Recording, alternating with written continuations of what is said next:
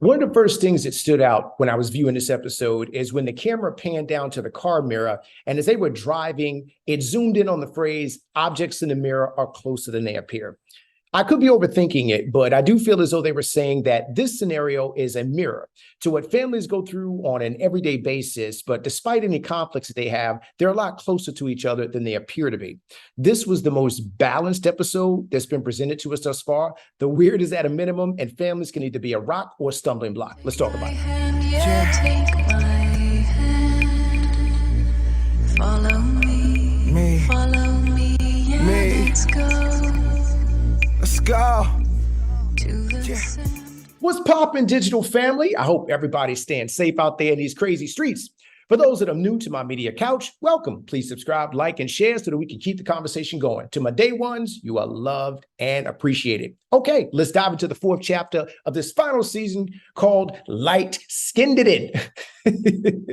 First of all, I want to start off by saying I absolutely love this backstory festival that we're currently having this season. The writers are really giving us way more nuance around Ern and Al's upbringing and how it impacted how they do today and how they kind of came out today.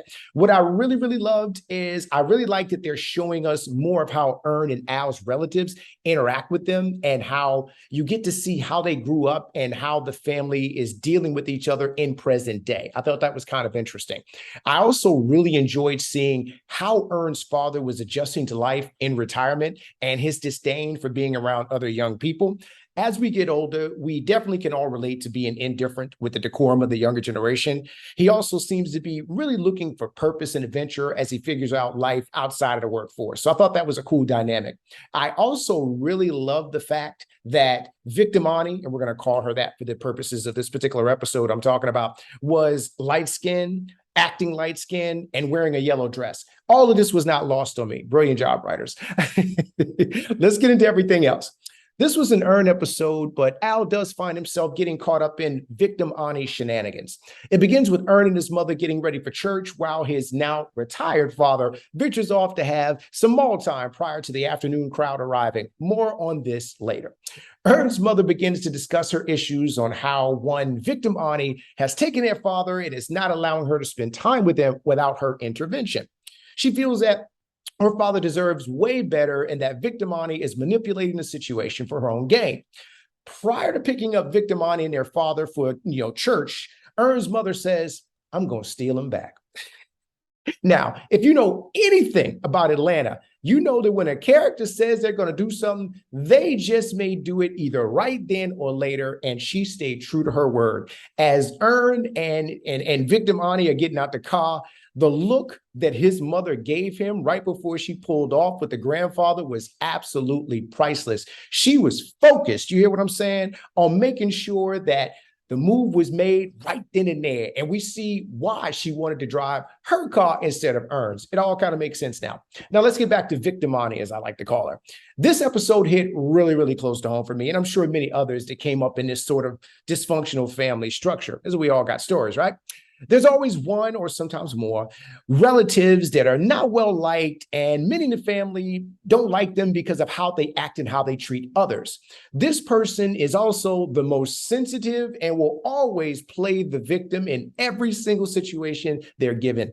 These are the people that will say and do the most evil things, but claim that everyone else is out to get them. They will never take accountability for their actions, and Victim Auntie checks every single box for the toxic. This was truly the funniest episode that they've put out so far, and I say almost pretty much for all of the seasons, because watching Victim Auntie follow Ern to the studio to see Paperboy and ask where her father is, it just can't miss television. Watching the chaos that unfolds as a result of her toxicity and her inability to see the impact that she's making on others will trigger everybody who has ever experienced this in the past with different relatives. I also think that in future episodes, we'll probably get more of a moment in between Al and Ern in terms of where they discuss what I feel seems to be a little bit of a distance between them. Al has done his part. He's kind of done brief check-ins with Ern to kind of ask him if he's all right. And Ern continues to kind of keep it moving without really truly engaging Al outside of their business matters. But you can tell that Al wants to kind of make sure that they're good outside of work. And I think that Ern still has a bit of a chip on his shoulder, to be honest with you, from the previous episode where Al told him that he was horrible as a manager and he was still kind of getting himself together and he was making a lot of mistakes. And as we can see, Ern can definitely hold a grudge. He can definitely keep a chip on his shoulder over a very long period of time. So now that Al is extremely successful and Ern played a big part in that, I'm quite sure that Ern may still have some of those feelings and may be looking for Al to atone for some of those previous remarks. That's just my theory, but I can see Ern feeling some type of way in terms of just how things turned out and some of the things that were said earlier within his journeys. I could see how he might feel some type of way about that. So we'll see how that unfolds. Overall, this episode was about family, how your family can hold you down or hold you back. Both Ern and Al seem to really recognize the dysfunction of their situation, and they're trying to do better in their own lives as a result of that. Everyone is also still really searching for where they fit in terms of the next stages of their life. We see that, Ern and Al and even Ern's father, they're really looking for purpose outside of their current circumstances. It's a journey that we all can appreciate and understand. And I love the fact that they're really highlighting that and everything as well. But anyway, what did you think about this family thing episode? Did you have, or do you have a victim auntie or victim cousin or victim, father or anything like that that kind of acts in a similar fashion to this victim auntie that I've named out there? Do you have toxic people in your family? Let's talk about it. Make sure you please share, subscribe, and all that good stuff. See you next time. Peace.